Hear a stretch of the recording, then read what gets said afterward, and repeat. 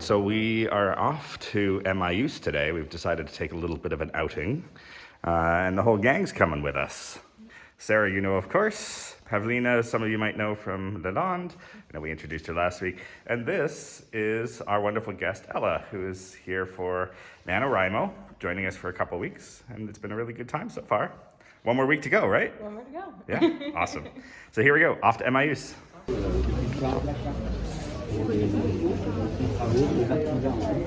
T'es sérieux?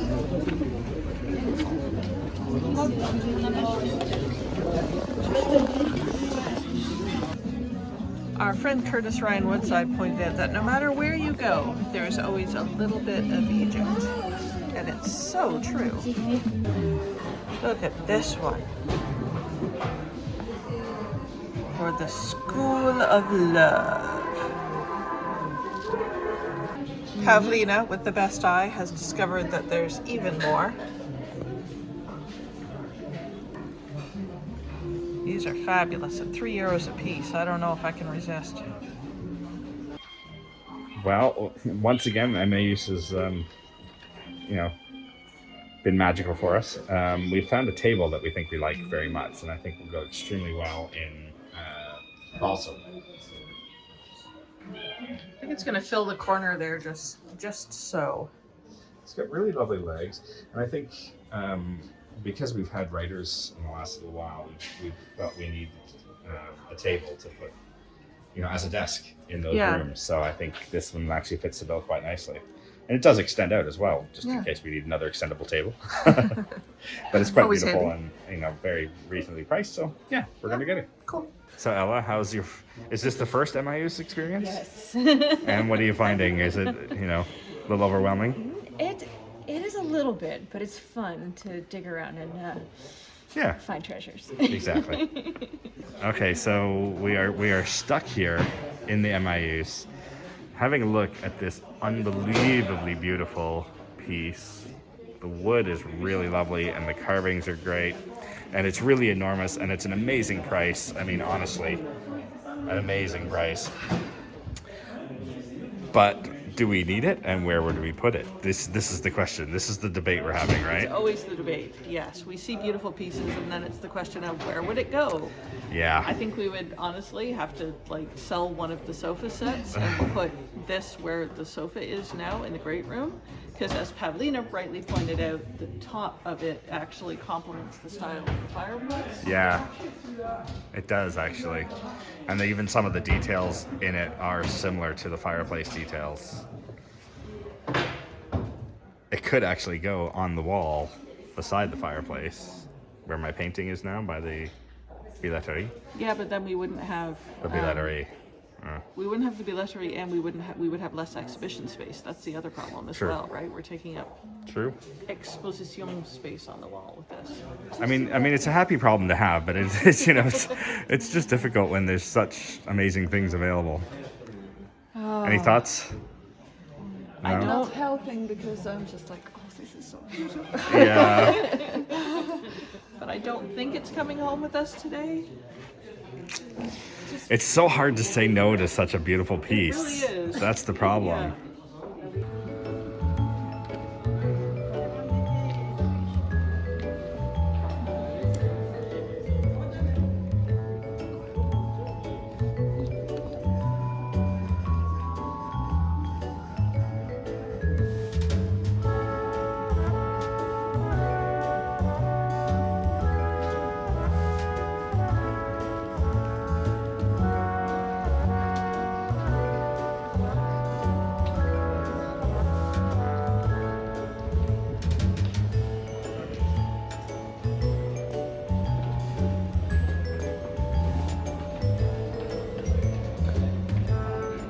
Well, it's definitely that time of year. You can see the Christmas lights have gone up, leading us down to the wonderful cathedral. So we are in Brive right now in the downtown area.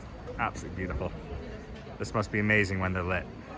All right, we're back from the Emmaüs. Yeah. After looking at that wonderful piece, and we really wanted to compare it to our spectacular fireplace that's here. So what do you think? It's a tough one. It's very similar in a lot of ways, but it's not it's not identical, but it's got similar features. So these columns here, or these decorative features up in the top there, it's got a little similar motifs there, but then like the columns under the pediments are Ionic, but on the other piece they're Doric. So there's just those little, they both got columns, but they're not quite identical. The wood's a little bit darker in the piece, I think. Yeah, this is definitely a little redder, I think, in its finish. So it's tearing us both ways, because it's a beautiful piece, and it is a nice complement for this, but it's not like an identical match. Right. So, and then the question is, do we give up the exposition space on the wall for a piece like that? Because it's not like you can just kind of shuffle it out of the way every time there's an exposition. Like once that piece goes in, it doesn't get shuffled very much. Because the idea would be that maybe on that side of the room where the painting is now, that's where it would live, potentially. I don't know. It's a debate. Yeah. I don't think we're gonna make a decision immediately. No, I think I'm leaning towards the exposition space, but hard to tell. It's hard to tell when it's a beautiful piece in really good condition. And really reasonable cost. At the cost, It's too good of a deal to pass up. I don't know. Yeah. So. All right. The debate continues. Yeah. We purchased a table on the weekend at the Emmaus, and I've just gone down to Brive to pick it up. And you can see it's all in pieces now, but it's a really beautiful table, actually. Got a couple of small leaves to extend it. But the top is in really good shape. Has quite a nice wood pattern to it. And I really like the way that the legs are shaped. So we're going to give it a good clean and then take it up to the balsam suite. We're gonna put this thing together. It's a really, really simple system. These are the leaves. And they just fit in like so. And it goes. Make sure I get them in the right spot. Oh.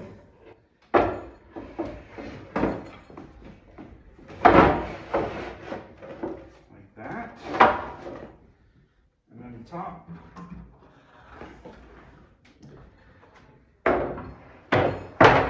Whoop. Not sure what that was. This sort of sits in. Like that. So the nice thing is you can just basically lift this, pull these out, and there's how the leaves work. It's just as simple. But yeah, I think the table works really good. Not a bad deal for, what, 45 euro? MIU strikes again. So there we are. I think it's found a position so far. We're not quite sure if it's its final resting point, but looks really good. Super happy with it.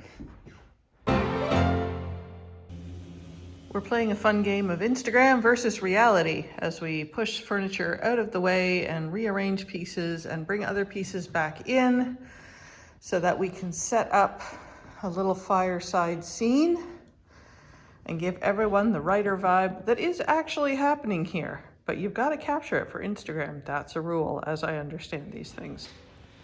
Have to make sure you get rid of the things that you don't want in the picture. My laptop better get out the way.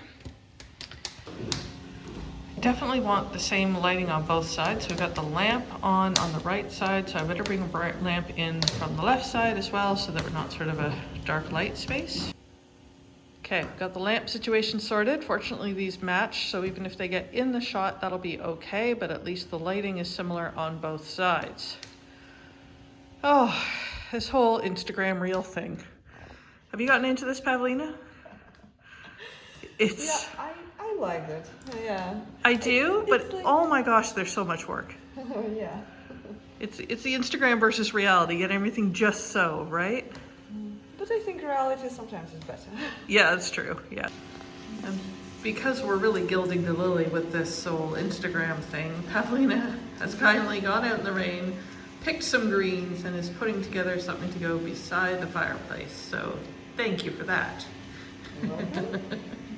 What have you got? I'm thinking like doing something tall, but also something that drapes a little bit down. Okay. We'll see how it looks on the photo. Yeah. I mean, this photo shoot needs lots of books, obviously. So we have created a massive stack.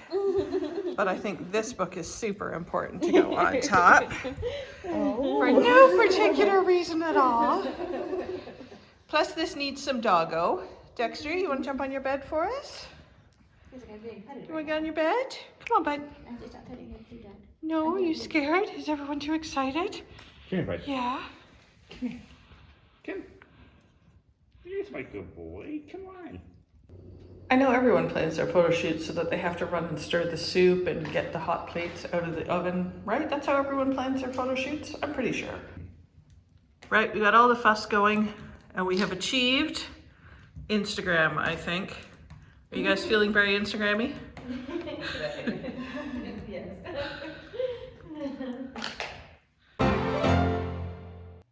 So something super exciting has just happened.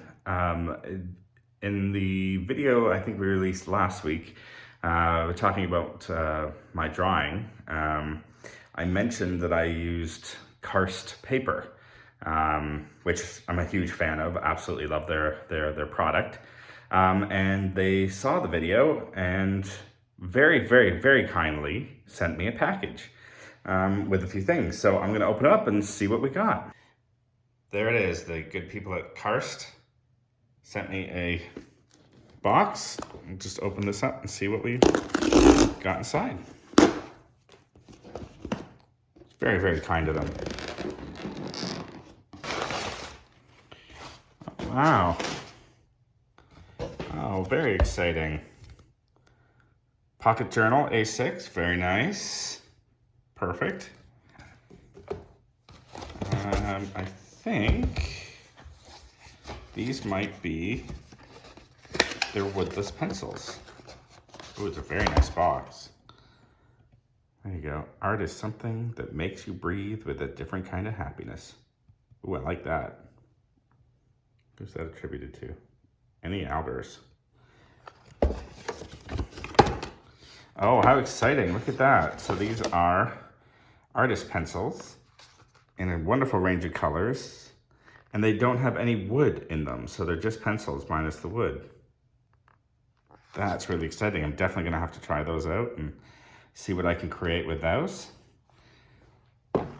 And finally, oh, very exciting. So this is their A4 sized stone paper sketchbook, which is really great because the sketchbook that I have, which is brilliant and it's great for traveling, but I wanted to have something a little bigger to work on. So now I do. So thank you very much, Karst. As I say, I absolutely adore your product and I'm very, very happy to promote them on our channel because I think they're absolutely wonderful. Thanks again. So what are we up to this morning, love? This looks exciting. I was just down to the post office mailing out some of the prints that were ordered and picking up a package. Someone has sent us a gift. Wow, that's very exciting. Isn't it? Well, let's see what they sent us. Super kind of them. Oh, look at these little notes. So we'll go through those. All right. Very nice.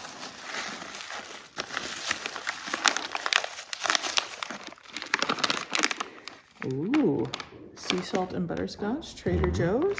Trader Joe's, Very nice.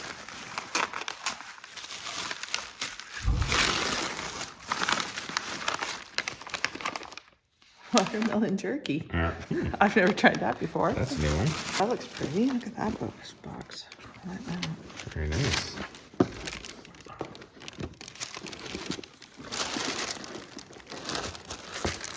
Oh, Look at those. those would be nice to add to the Christmas tree, I think. Yeah.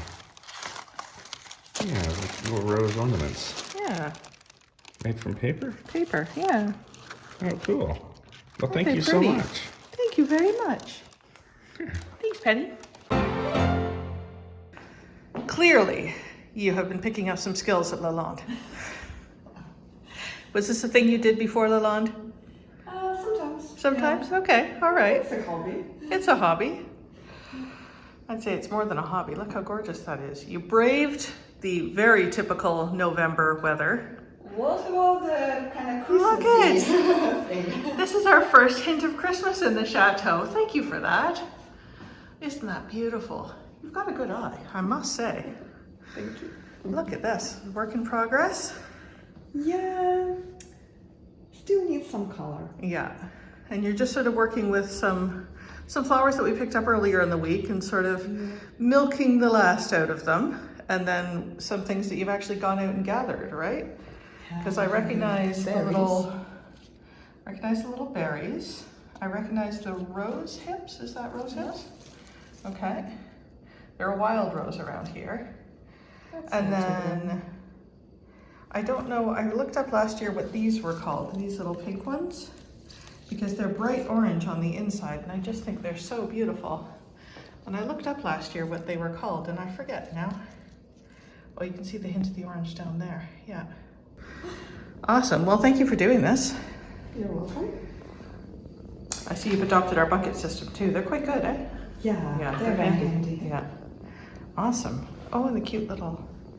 Who knew there were still flowering daisies out there? Come on. I don't know if those are daisies. They look like daisies to me. So pretty.